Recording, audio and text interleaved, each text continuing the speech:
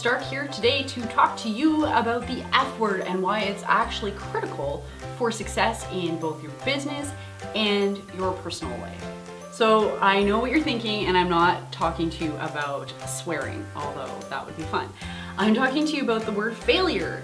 There's two huge myths about failure that we are going to bust here and now today to make you feel better about it and talk about how to deal with it and why it's actually a requirement for success in both your business and your personal life.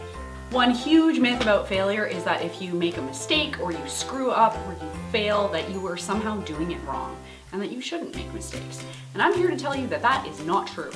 Actually, failure is a requirement for success. To get to where you're going, you need to become a different person.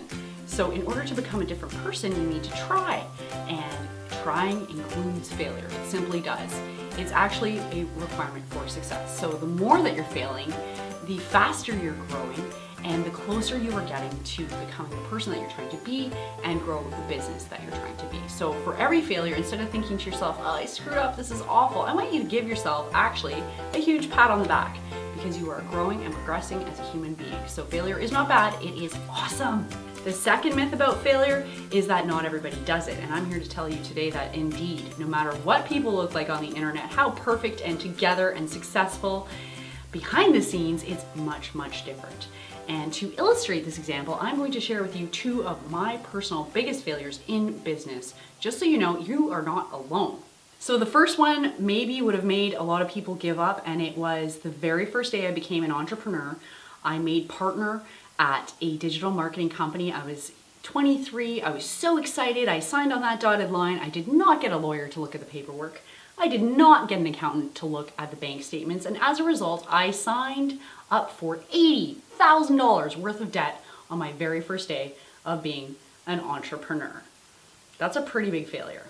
I had no idea what I was doing. And when I heard that I owed now $80,000, I was a little bit distressed, certainly, but I did not let that stop me, and I kept going, and I paid off that debt, and 13 years later, here I am today. And you know what? I don't regret it, because it just highlights and underlines the importance of not skimping on due diligence. So I learned a really important lesson that lawyers and accountants are there for a reason, and you should engage them and pay them what they're worth, because they can save you a ton of money.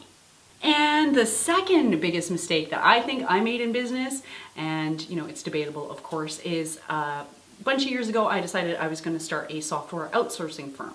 One of my awesome software engineers was moving back to Pakistan, and because labor is plentiful and at lesser cost than here in North America, we thought we'd take advantage of that situation and we would start a software outsourcing firm. So he would handle all the people in Pakistan, I would generate clients here in North America, and we would work together and make a buttload of money. Here's what happened. We created the brand, the logo, the website, we had a list of target clients. I spent so much time and so much money on getting this business up off the ground. I did not stop to consider, would I actually enjoy it? Would I like this business? Did it fulfill a greater purpose in my life? Is it something that made my heart sing? And while all that stuff sounds really fruity, you know, money is not the only motivator. You need something bigger. You need a bigger why to get out of bed in the morning.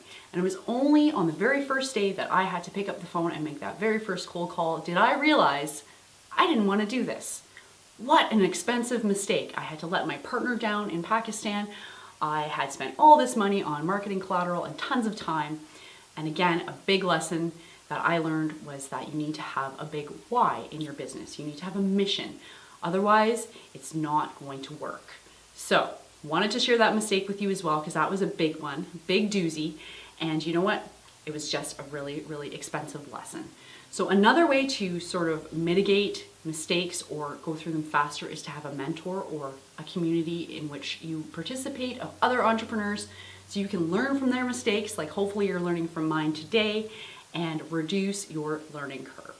And the very last thing I'll leave you with is a motivational quote by Teddy Roosevelt. It's my absolute favorite.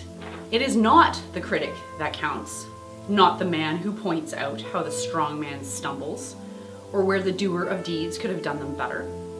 The credit belongs to the man who is actually in the arena, whose face is marred by dust and sweat and blood, who strives valiantly, who errs, who comes up short again and again, because there's no effort without error and shortcoming, but who does actually strive to do the deeds, who knows great enthusiasms, the great devotions, who spends himself in a worthy cause, who at the best knows the triumph of high achievement, and who at the worst, if he fails, at least fails while daring greatly. That's Teddy Roosevelt. If you like this video, please like it and consider sharing with your network. Thank you for watching.